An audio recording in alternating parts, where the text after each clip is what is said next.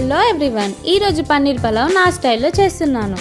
ముందుగా ఒక కడాయి తీసుకొని ఆయిల్ యాడ్ చేసుకొని దాంట్లో మనకు కావాల్సిన మసాలాలు వేసుకుందాం.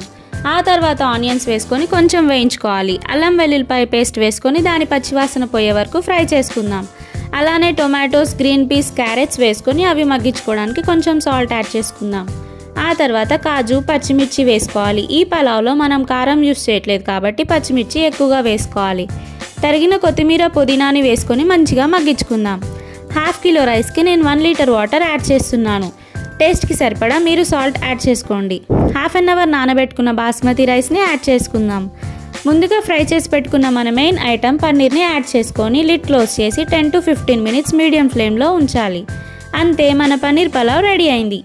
ఈ ఈజీ రెసిపీని మీరు కూడా ట్రై చేసి కమెంట్ సెక్షన్లో కమెంట్ పెట్టడం మర్చిపోకండి. మన ఛానల్కి సబ్స్క్రైబ్ చేయండి, లైక్ చేయండి, షేర్ చేయండి.